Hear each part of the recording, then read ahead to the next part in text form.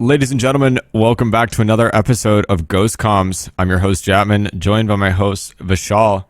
And today our guest is the man who is responsible, at least in part, for a fourth place at FNCS Invitational, responsible for many other prestigious placements across the game. We have Coach TeeChurch with us today. Teacher, thanks for joining us, man. How's it going? Man? I'm good. Here, I'm excited to have you on.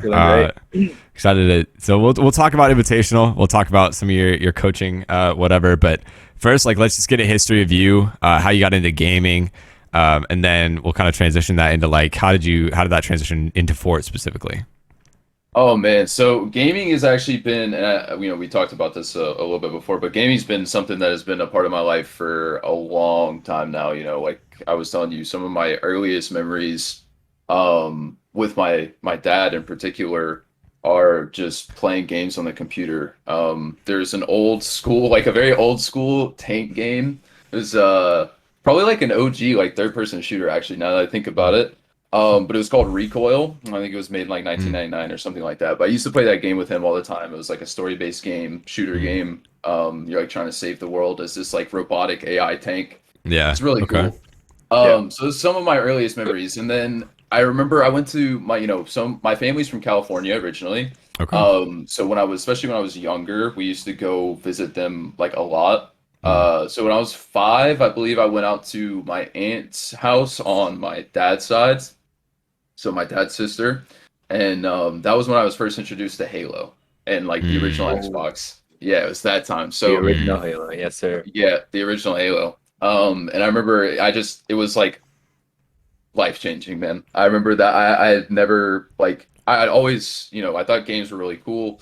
And so when I saw Halo for the first time and I got to play it, it was just so immersive, and I was definitely hooked. And for the next few years I was playing Halo, and then I started playing Halo 2 after my parents got my own Xbox, and they eventually got me Xbox Live, and I was playing a good bit of competitive multiplayer and stuff like that.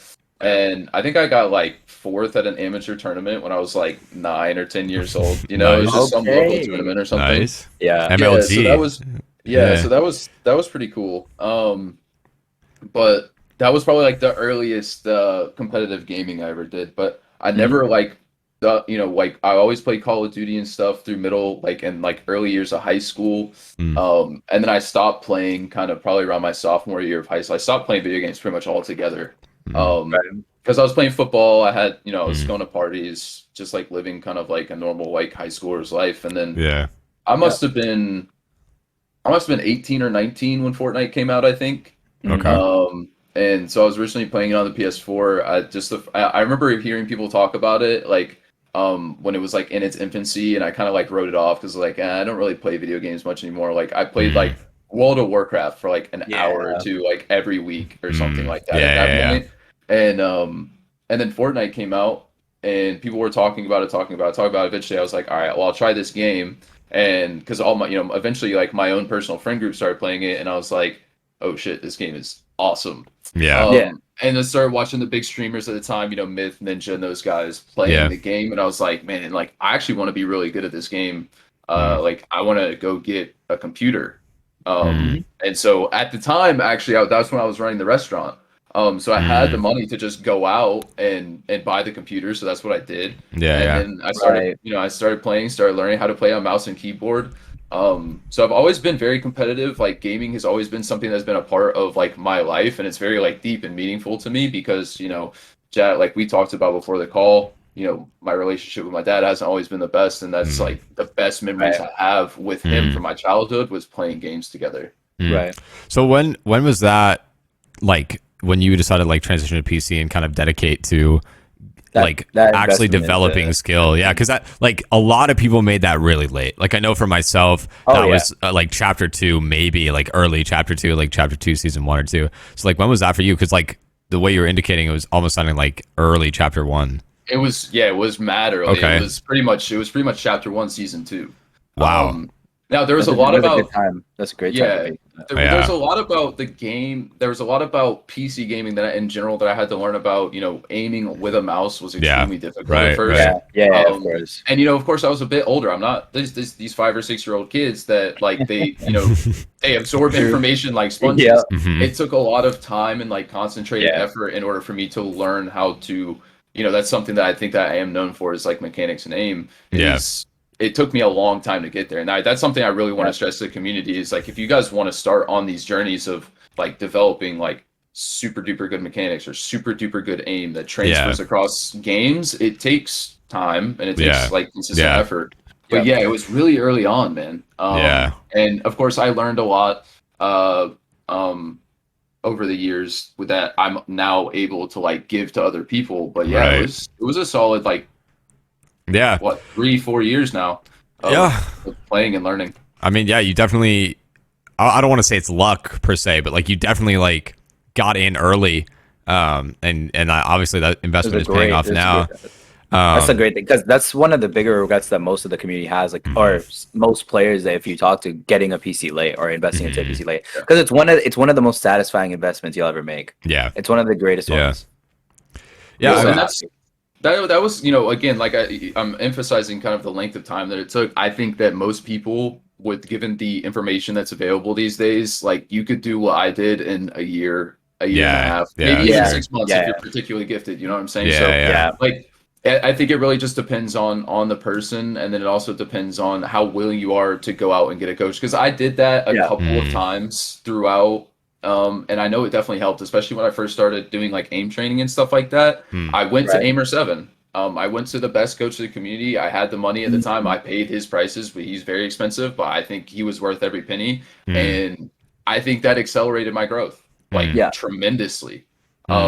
So that's kind of like why I wanted to start coaching, is because I do believe that it doesn't need to take as long as it took for me. I think it took so long for me because there wasn't as much information available. Like I had to figure out a lot of this shit like on my own through either trial and error or through going out and building relationships with other coaches and learning from them. Right. So that was where I was going to lead, was how did that drive to get better as a player for yourself transition into coaching and kind of wanting to stretch that beyond just yourself? Yeah, so coaching actually wasn't something I even thought about up until I started talking to some of the younger members like of the community. I was playing in what was like a K&G scrims back in the day. You used to have like the tiers, and I was like I was like in their top ranking or something. And so I was playing against kids that were pretty good. They're pretty decent at the game. I think they were like 15-20k PR at the time. They have since like qualified for finals and earned money and stuff off the game. But I contested these guys like off spawn. They shit on me and my duo, and I hit, they came into my stream, and I was kind of like, oh yeah, what's up? Like, I want to ask you guys questions about like your off spawn and stuff like that. And we started developing a relationship that way. And then they're like, oh, you seem actually like pretty smart. Do you want a VOD review with us? Because we're having these issues like here, and here. And I was like, sure. And before you go too deep in that story, I want to make a point out of that. Like, even just that small amount of maturity and like not just like being a dick and like being toxic, and like that fostered something that paid off for you in the long run. And like, I don't think the comm before was just something else. I don't think a lot of kids in the comm are capable of that, because they're just so young and immature, and like they got the ego thing like so quickly. Like someone comes into chat, like it's instantly like a fight. And like, I don't know. I just want to like highlight that too. It's funny that you say that though, because like, I'm still human, Jad, like we talked about, like I have struggled with mental illness. So like there are times where I do get triggered and people come in my chat and it is a fight. Yeah. You know what I'm saying? So I feel very blessed, like looking back at that I've made the decision to like, not be toxic.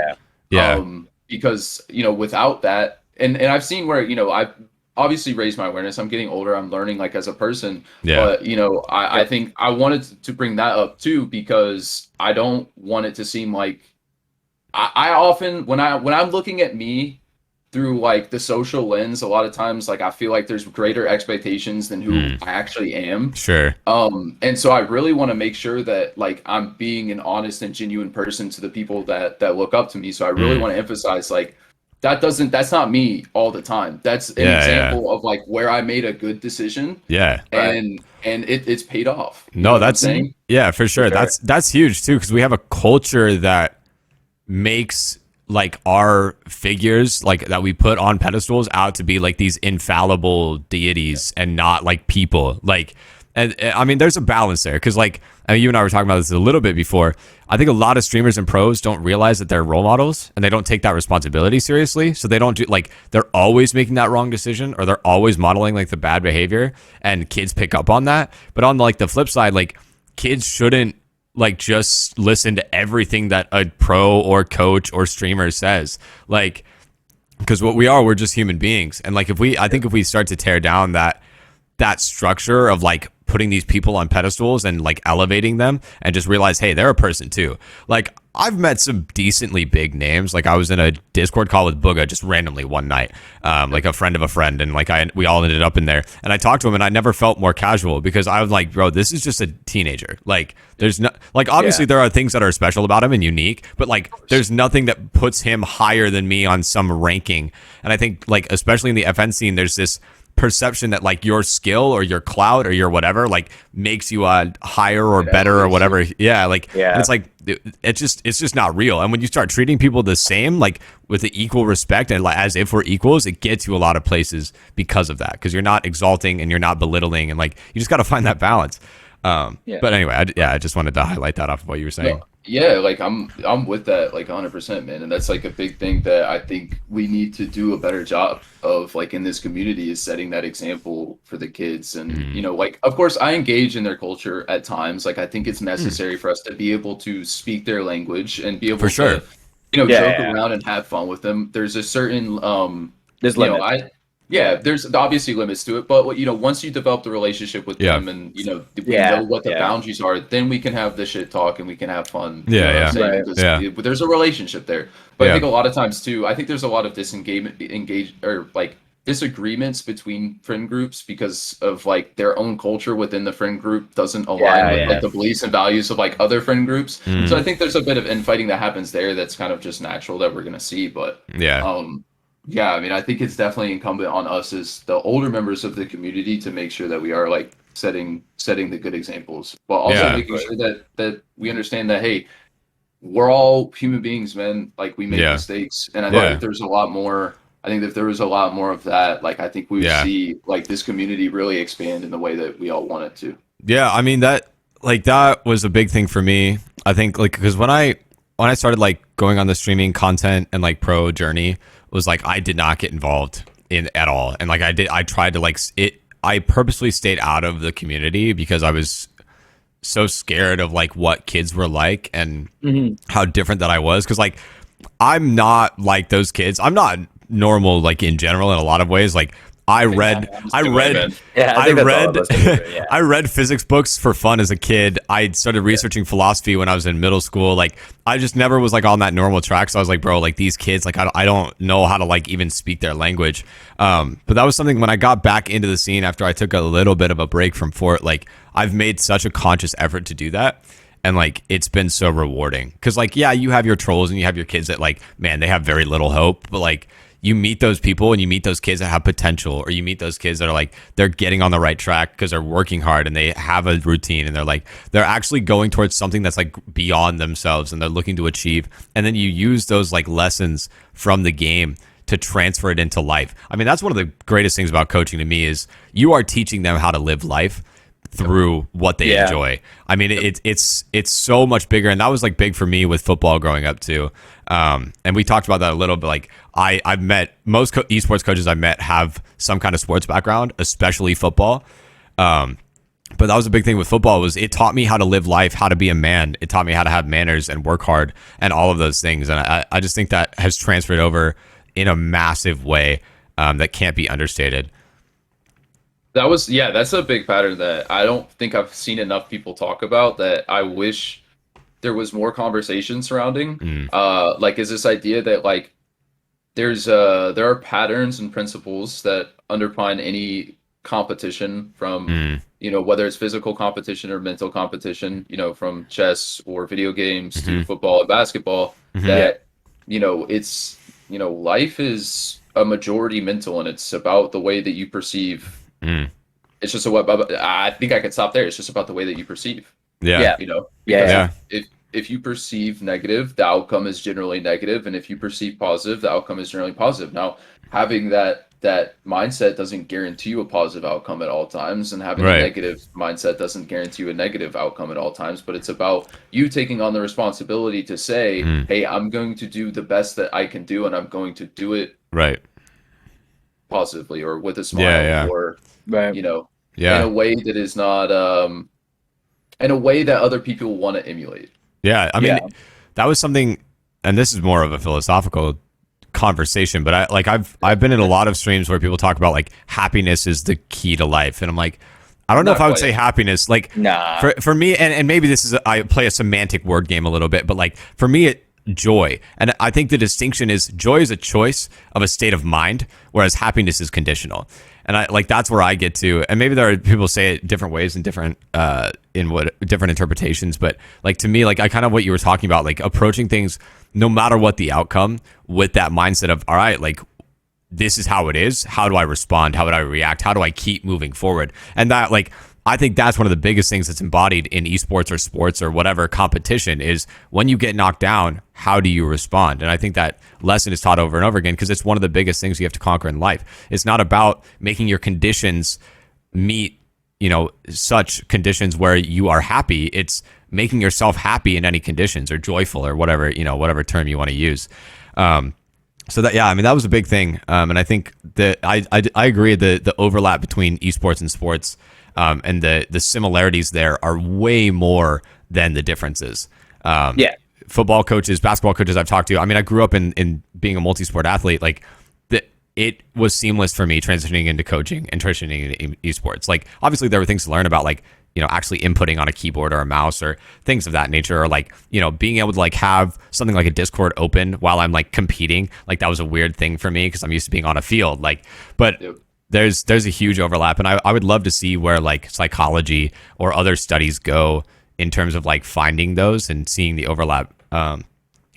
I'm really interested to see kind of like as esports expands and we get the same type of research that more like traditional sports have gotten, kind of like what I think personally that a lot of the findings that people are going to find, whether it's about aim training or just general improvement, are probably going to align with a lot of what the coaches like me and Aimer7 and other guys that are involved in the aim training and mechanics community are saying. It's going to be very, in my opinion, it's going to be very similar to physical exercise because especially when you're playing, controller a little bit different, of course, but you're the muscles in your fingers, right? Like the way that those actual individual motions are controlled are all controlled through the muscles in your forearm.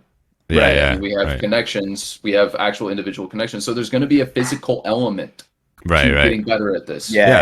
Because you can't, it's not now, it may be majority mental, it may be 90, 85, 90% mental, but there's still going to be a physical aspect to it that's going to have some weight or some significance to it. And so I think improvement in that realm is going to be found to be very similar to other physical endeavors. No, for sure. I mean, when I was when I was learning keyboard and mouse, I would be at school, and like maybe this is nerdy, but I'd be at school practicing inputs on my fingers on my desk, like because there's a muscle memory aspect to it. Like people don't ingraining it into yourself. Like, oh, this is how I would do this given my binds. Like that gets ingrained in you, and it was like that was what I learned from sports. Like how I learned to throw a football was by repetition of the same form over and over and over again, and then increasing the speed of that over and over and over again. Aiming is the same thing. That's why you want to keep the same sense and DPI and all of that consistent, so that you can like form muscle memory in regards to how much distance do I need,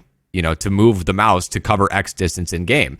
So it's like there is totally like there's a muscle memory aspect to it. It's not all just like, and I think that's what kids, we were kind of talking about a little bit. There's a difference in kids that compete in only esports versus people that have a sports background. They kind of just think their talent will carry them. Like they will coast on it and they want to coast on it. And a lot of kids that, they'll qual the challenger or they'll, get to round 2 or 3 of an FNCS, but they won't like get to that highest level of a Booga or a Peter Bot or whoever because they aren't getting that extra, because they just are riding on their talent and they aren't improving based on the ideal. They're satisfied with where they're at. Right. Yeah. I mean, like, and they, yeah. No, go ahead. That's a big thing, and I know we wanted to touch a little bit like on pro culture. There are some that are genuinely talented that got ahead of the meta and like a very like, and I'm not going to name names or anything like that because I don't want to put people on blast like that. But I think they'll listen to this and they'll probably know who they are. But there are guys who they train in a particular way and that works for a while because that's what everyone else in the game is focused on. And then they get to the top level and they think that they don't need to continue to evolve or grow. Yeah. And so they take a step back from the game. They start focusing maybe more on real life. They start to get some pleasure out of that, and now they're still kind of coasting along, like because it's not a immediate drop. It's a slow kind of just descent right into irrelevance. Yeah, and so that's the tricky part is when you're at the top and you're kind of starting to tilt. That's right where you need it. You need to catch it right here. A lot of guys, they say, maybe I'm just in a slump, right? And then they keep going down. Yeah, it's not until they're full washed. Sounds really logical. Yeah.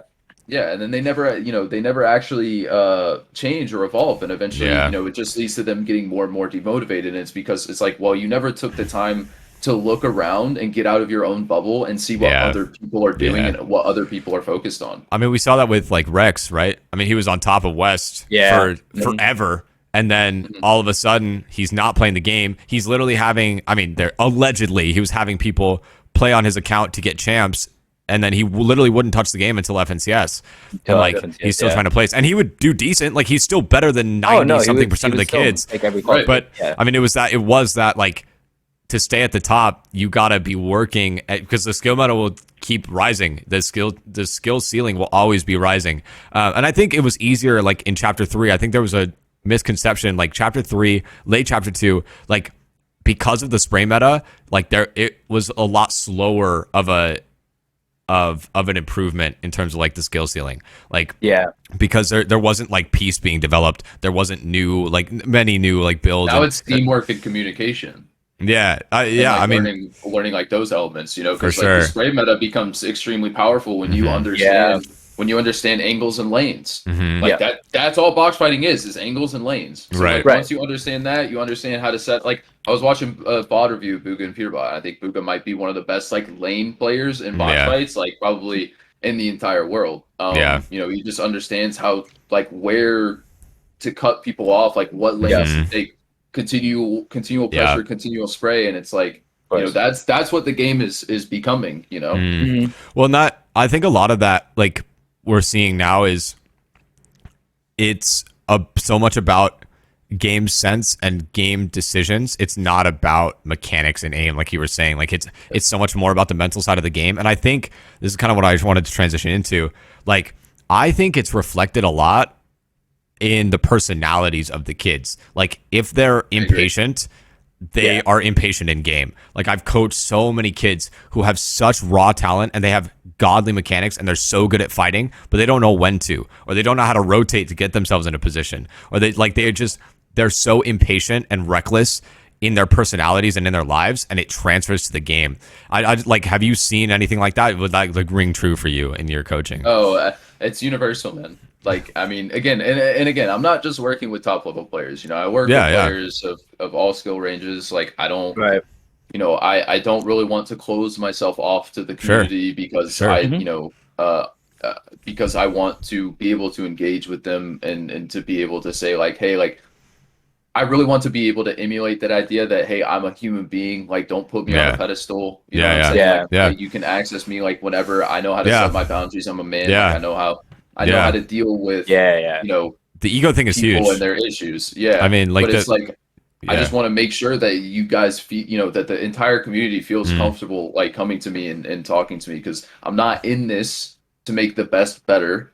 I'm here to demonstrate what it looks like to be a human being and to face your own inner demons, inner challenges, and overcome those. And I think my journey with the game itself, because that's like, a lot of people ask me like, what's the issue with you as a player? And it's like, well, I have to deal with my emotions. Like that's a big thing for me. Like when I'm playing is I still haven't fully figured out, how to conquer and to master that. I feel like I've made a lot of progress and I've gotten a lot better at it. Right. But Right. ultimately, like, yeah, I always feel like that's been the thing that's held me back. I I think don't get as much of the same kind of like feeling of like being unworthy, when I'm coaching.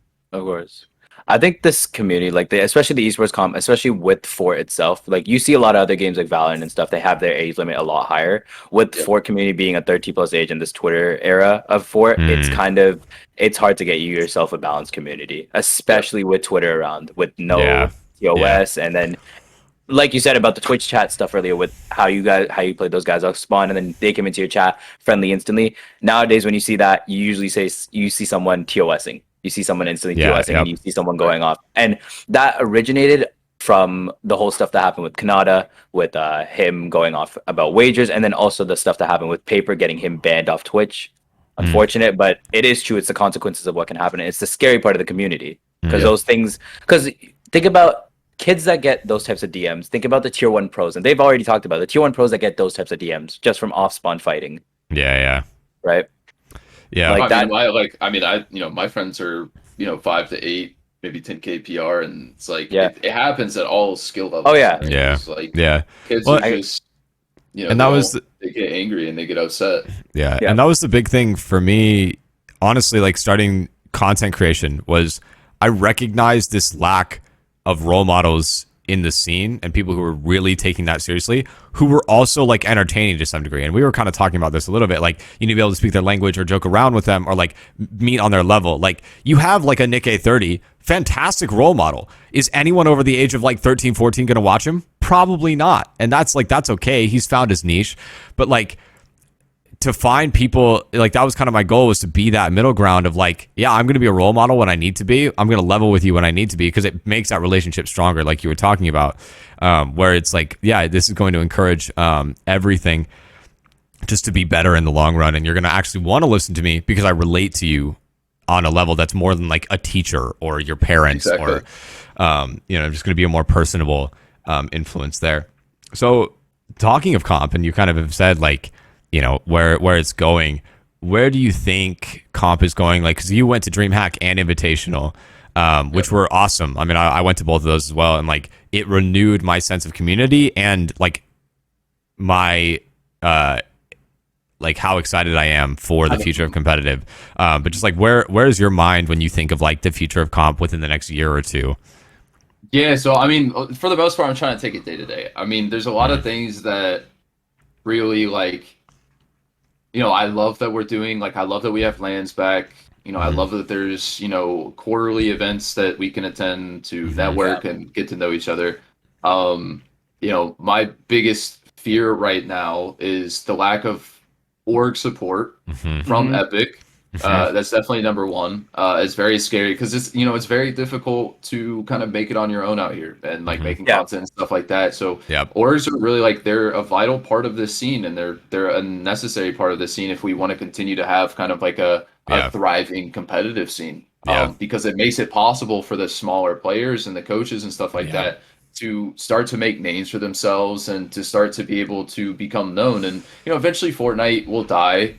Just like every game does. I think it'll probably follow a life cycle closer to like League of Legends or CS or something like that. But that's provided that we can get something done about the structure for the players and the coaches. So that was because that was something that I've been thinking about a lot. And like, because obviously we have FaZe backing out most recently, and we have this slew of orgs who have now taken off their competitive, and some of them their content rosters in regard to Fort, like NRG, which was a big one. They had Clicks and Aussie, and both of them now, I mean, once Aussie gets back from America, are off contract.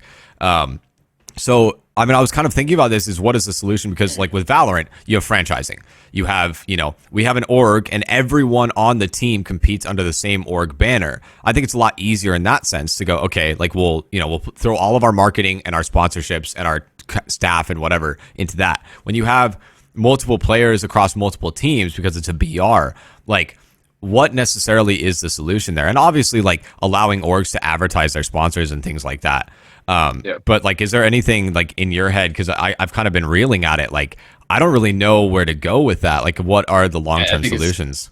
I think it's difficult to do in a BR. You know, I have a little bit of business experience, but you know that marketing might be a little bit above my pay grade. Yeah. But I mean, if I had to throw out like any type of suggestions, I guess like I mean, I think that and this is going to be something that has been suggested numerous times, like org skins, man. Yeah. Like, Yeah. I get from the competitive Biggest side, thing. it's fairly difficult to like follow players and stuff like that, and that can kind of make it difficult. But like when you have a roster of say like 5 players, and those 5 players are all placing in the top 10, like everyone's going to see who FaZe is or NRG is or Vanish or you know Overtime, you know, any of those names.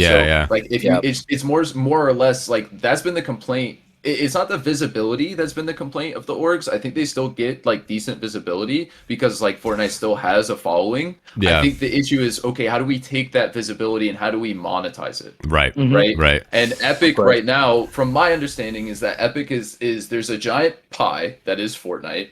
Epic is shelling out some money to Marvel, to like the movie studios and stuff like that to get those crossover deals done. Yeah. Why don't they do that with the orgs? Right, Give exactly. them some sort of incentive to be in the scene. It doesn't really doesn't make sense to me unless they've completely given up on competitive Fortnite because of how well, and that was my perception. That was my perception, is that they had completely given up on comp, and then all of a sudden we see. I mean, I think one of the very first things I noticed. Yeah, one of the very first things I noticed was the broadcast website where they do the clean feed for like streams. And I was like, wait, this is like really well done, and it looks really good. And they're thinking about people like Aussie, like where they're fueling this side of the. So I was like, okay, like that's cool. And then like they tried an Arena rework a little bit. They tried like Arena skins, which was like that was a minor thing, but it's like steps in the right direction are steps nonetheless. Like, but then we get lands back, and now we're getting more land support. But I think what the problem is right now that I've identified is they're trying to completely satisfy both the casual and the competitive scene. They're trying to make Fort kind of an esport, but they morely focus on the casuals. And like, I don't know if they can do that. I don't know if they can make everyone completely happy. And by like trying to make both sides completely happy, like they are just kind of leaving everyone like, like, you know, zero build people, they like it. They buy the collab skins. They play the game casually. It's whatever. Like most of the money's going there. But then you have like the comp side where it's like, this is where the money and the streamers and all of that are, but they're not getting as much attention. They're not getting like, yeah, we'll throw you a LAN or two. I mean, I think, I don't know. Part of the solution, I think, would be to start like fueling it into an esport, and I think making it easier to transition from the casual to the competitive. Like, why isn't there a zero build arena? Why isn't there, you know, like why don't pubs have Siphon nowadays? Because like the excuse back then was, oh, season 7, everyone's sweating, like they're just going to W key more. That happens in pubs anyway. So like things of that nature, like everyone else anyway. So so it's like we have skill based matchmaking. We have, you know, like people can play arena if they're looking for, because that would make arena more like a scrim anyway. If pubs could be more W key and they had Siphon and people could play that semi competitively, semi casually, then they could also transition into arena, but arena would be more like a scrim, like an actual 24/7 scrim instead of like having to run it through Discord or whatever. But that's just my thing, is like I feel like they're trying to make everyone happy, and in doing so they're making no one completely happy and satisfied. Well, I mean, it's difficult too when like the main item, right? Like the main item in the meta right now is pretty rare, and you almost literally cannot win a game without it. So right. I mean, look, Fortnite's always had these types of issues though, with items and stuff like that. Like my message to the players would be, it's always been that way. I don't see Epic changing anytime soon. So we need to take the meta for what it is and figure out the best way to play that meta. And hopefully next season's better. Like that's all we can do at this point. But I think if we were seeing, I think a lot of those complaints would go away if it didn't feel like Fortnite was like slowly dying every time. Like we released a new season. Yeah. Well, I mean, I also think there's like a massive void that needs to be filled on East now, because Manu's pretty much completely like stepped away from scrims. There's another giant question mark for like NA that needs to be kind of answered. Yeah. We got to figure out kind of how to do that as a community. The problem with this game being a BR is that there's always going to be, as even if you try to patch one hole, there's always going to be multiple that pop up right after. Yeah. It's going to be something to follow it. And of course, there's not going to be a way to 100% satisfy it, but at least the commitment that the game could make or the company could make to that, it just doesn't look like it's there right now. Yeah. Well, and that was another thing, like what you talked about, like the metas being so weird. Like, I don't know why they don't split the comp loot pool and the pubs loot pool completely. Yeah. Like I've been wanting like a consistent comp loot pool for years at this point. We got that a little bit. We got that a little bit at the end of chapter 2, and then everyone started complaining that it was boring. Yeah, I mean, I don't know.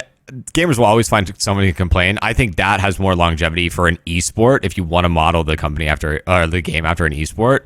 But I mean, that I don't know. That was just something I wanted to explore. But speaking of comp and Fort dying and whatever, how is making comp content? So I mean, it's interesting, man. Like it really is. There's definitely like a little bit of it's scary every time I put out a video. Actually, I think a lot of people might be surprised by that. But yeah, like it's you know, because there's always eyes on it. I'm very sensitive to judgment as well. So like it can be very difficult sometimes to put my ideas out there because I'm like, people are going. It's not like it's an irrational fear. I know people are going to judge me. It's just about whether or not they end up liking the content. You know what I'm saying? So right. That is like I go through gaps, because it's very like stressful for me to deal with that like mentally. But I would say like I'm starting to get more of like a plan and a rhythm down. I've been working with a manager to generate ideas and stuff like that. So and then working on kind of like how to produce content kind of efficiently. And then of course just having more and more conversations like this, which is people like around the community, has really helped to kind of like build that confidence up for me to recognize like, hey, I do have like, a very respected mind in the scene. The connections for content are the biggest thing. Finding your connections, and that's what content is. Mainly speaking, the way that the biggest content creators came to be is because they had connections within the scene and they made connections through their career. Yep. Right. And this is something since they started, it's one of the most exciting things I've actually watched on YouTube. Like it keeps me wanting to watch. I think Jamper and Paper are doing it properly right now with their whole. That was very. It's a very entertaining suite because not only are they just taking what they're playing and what they're improving on, they're putting their personal lives into it. They're showing them working out. They're showing them playing basketball. They're showing them going out. They're taking their personal lives, combining it with comp, and making it content. It's literally the 3 factors of becoming a stable brand. It's the 3 straight factors of what it is. Well, it's the same idea that we had here, was bringing that personality and like that deeper side of like not just what you see on a video or on TikTok or on YouTube or whatever of a creator or a player or a coach, and like getting deeper into them, like to give their audience that, like, hey, this is a human being. There's like a richness to their life. There's a depth there, and like we want you to get to see that. I mean, just last couple of things I want to touch on. Like, we're talking about future of comp, like DreamHack and Invitational. Let's like great events. They were really well. I like some of the competitions on the DreamHack side was a little rough, a little scuffed. I think a lot. Obviously, like a lot of those guys, they don't really know how to set up the competitions because they're not intimately involved with Fortnite. Right. So I would like to see DreamHack or some of those other some of those third party LAN events. I would like to see them have people who know what they're doing in terms of setting up Unite and setting up kind of just the competition. So they run them or even just like formatting and things like that. Like just knowing the game well enough to like run it well. But well, I think the easiest way would be for Epic to not deny them the tournament in the tab, which doesn't make any sense to me. I mean, I think any type of tournament with a prize, I don't even know why that wasn't a thing, because it was before. I don't know why that deal ended. I don't remember. I think I heard something about it. I don't remember exactly what it is. So I don't feel comfortable like speculating on it. But DreamHack, I mean, it could have been. It definitely could have been better ran, but I mean, I think the important part of DreamHack, and I think people need to take away from it, is that it's not about the actual gaming experience itself. It's about being in a building with, for sure, 400 other players, right? Because I think like in Atlanta, there was something like 400 or 500 people playing. Yeah, like that's a pretty sizable number, and now you're competing against like most of these guys are like within the top 500 or top 250 or top 100 players in terms of like PR ranking, you know, on the region or on their respective region. So it's like it's tough competition, so that part's great. You know, you get to compete with them. But you get to meet people, you get to learn, you get to look at their routines. You know, like I think so much. You know, if you like, if you really believe at the end of the day that we're all, you know, every human is created equal, then, you know, it really just comes down to what are you doing every day? Right. And if I can find a way to emulate that for me, you know, because we're not going to struggle with the exact same thing, so I don't need to do exactly what you do. But if I can extrapolate the concepts and I can apply those to myself, it's like then I can learn how to reach that level. I think that's the important part that people need to take away from it. It's like no, I mean that was a big thing. Like that, the same thing you're talking about was content for me too. Like meeting people at DreamHack and Invitational and talking about having those conversations about content was the same thing. Was like, okay, what do I take from you? What are you doing well? Like, and you should be doing that no matter what, no matter what discipline you are around the game.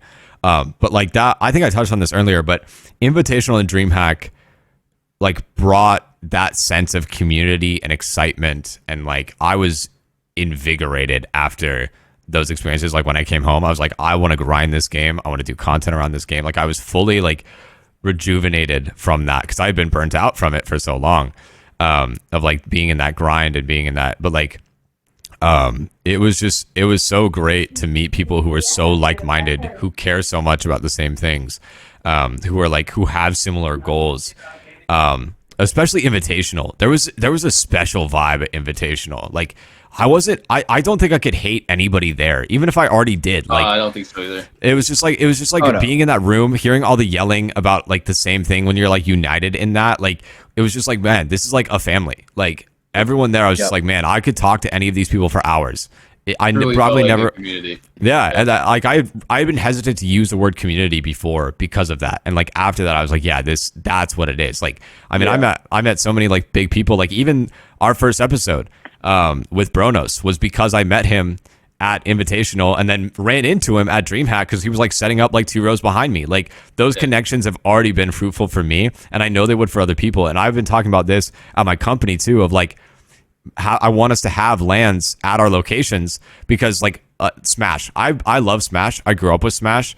Like Smash does it so well because they have weekly and then they have regionals, and like these people like road trip together. They will like get hotel rooms together. Like they know there's such a strong sense of community because everyone knows who everyone is, and it just makes the game so much richer. They have no funding. I mean, Nintendo is very similar to Epic in terms of like how little they give a shit about the competitive scenes of their games.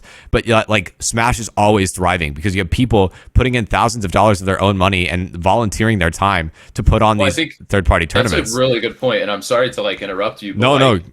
If we're not going to get the support from Epic, then it's incumbent on us as a community to form our own. Right. You know what I mean? Right. And like, whatever that looks like for orgs, for like someone's going to, I have a feeling that somebody's going to figure out like the right formula for like money making in this space for an org, and that's that, you know, that'll be the next big org. But you know, that's what we have to do.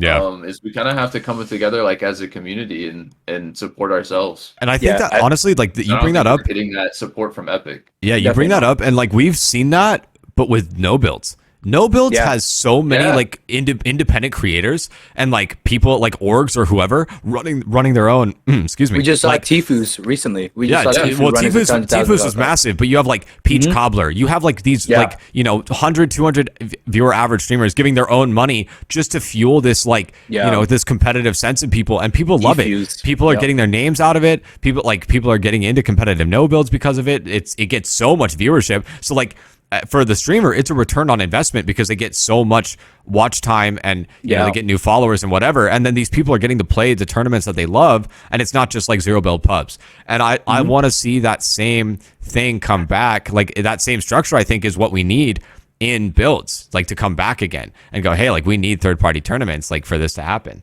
But I think eFuse right now, or eFuse before, when they were running their tournaments, it was really motivational to see as well, because we know like the whole female side of gaming is already affected on, and to see that is perfect because you're combining a game mode that was added by Epic to get more of the casual side, plus you're increasing the female population for the game. You're creating that viewership. And when people, even if you don't know the person in eFuse playing, like let's be honest, you'll see people in eFuse that you don't know, but when you see them on leaderboards or when you see them on the game all the time and they're always invited to eFuse, you're gonna watch them. They're gonna keep getting followers, they're gonna keep getting return on investment, all this stuff. Right. And it's not because they're necessarily amazing at the game or good at the game. It's because they have the connections to make it into these types of tournaments. It's perfect. eFuse did it perfectly.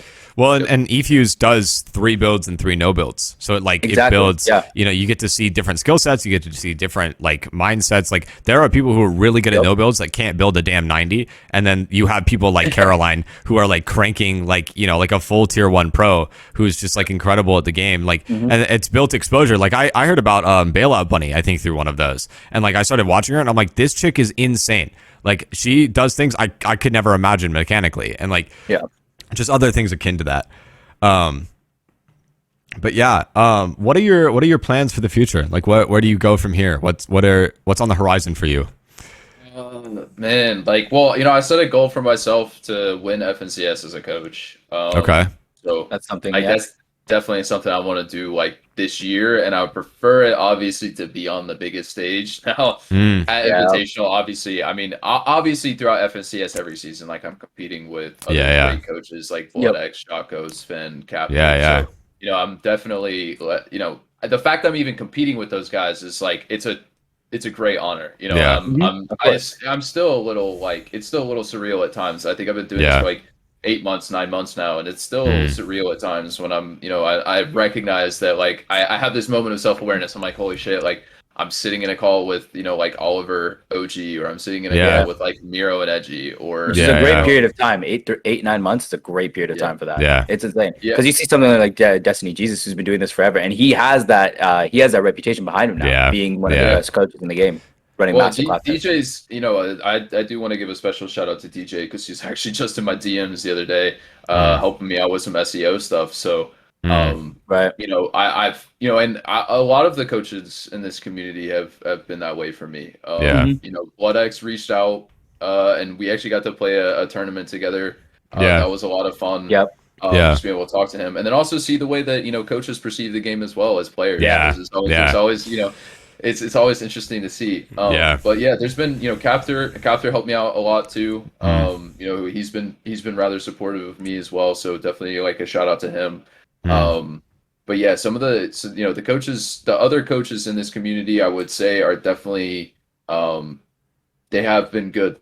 They've helped me out a lot. I think they recognize when I think somebody has a particular skill. Luckily I've been able to get put into a lot of situations where I've gotten a lot of publicity, but those guys, it's very shaky when you first start out and you're trying to make a name for yourself, and everyone's just like trying to get you to prove yourself. And those guys kind of came along at just the right time to say, you're on the right, kind of just to give you, they never said it directly, but they gave you that nudge of like, hey, I see you, that recognition was enough to say, okay, like I know that I'm on the right track. BloodX is definitely a big shout to give, because he's not only is he coaching clicks, he's also gaining content off of clicks. He's gaining numbers off of clicks. And a lot of people are like, oh, you were made by clicks, or all this, like one to talk about Arab or one to talk about anybody. It's not the fact that they're made off of them. It's the fact that he actually had the commitment to use that to his advantage. It's perfect. It worked perfectly. And that goes for anybody else. If you're going to get made off of someone, it's not a bad thing.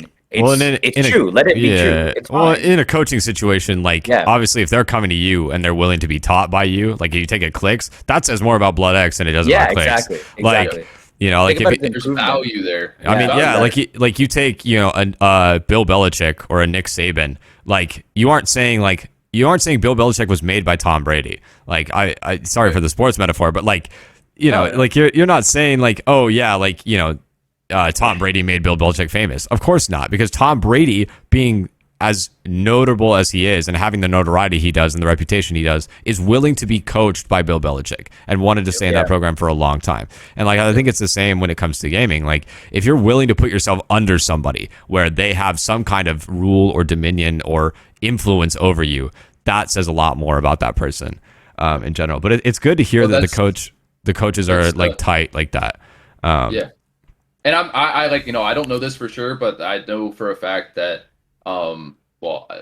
that's doesn't make any sense. Well, I do get the feeling that some coaches have recommended that players come and ask me questions. I'll say that. I because a lot of them are pretty full. You know, like BloodX probably has more work than he knows what to do with right now. You know, because he's coaching some of the top guys on YouTube, and he's got clicks and making content and doing all that kind of stuff. So you know, but I do have a couple of guys that, you know, they come to me and we've stuck together. You know, Trippern, like massive, just like I even admitted it during call with him. I was like, dude, sometimes I struggle to like figure out exactly what you guys are doing wrong. But you know, again, that was like because he comes to call prepared. You know, I think that was a question. You know, that's the biggest difference I see between the actual pros and a lot of the lesser skilled players that I coach is like when the pros get in a call, they're like, hey, this is where, you know, this is what our mistakes were today. This is what you're going to see during the games. All right, bet. Like I check out the game. You know, I'm still going to do my due diligence as a coach to make sure that like our perspectives are lining up. But I trust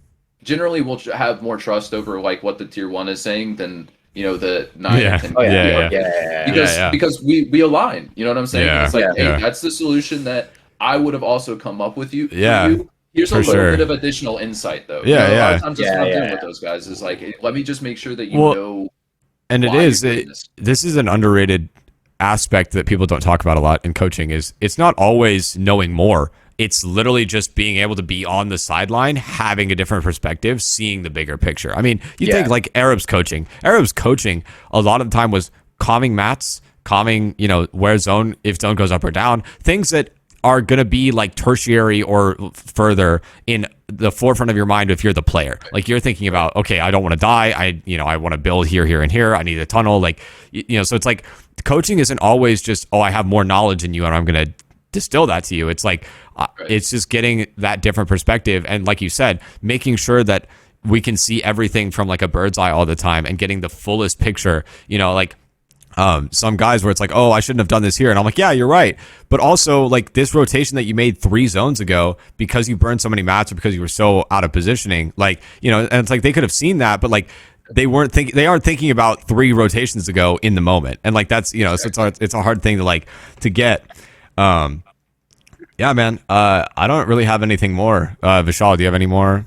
No, neither do I. I think we cleared everything we wanted to talk about. I think so. Yeah.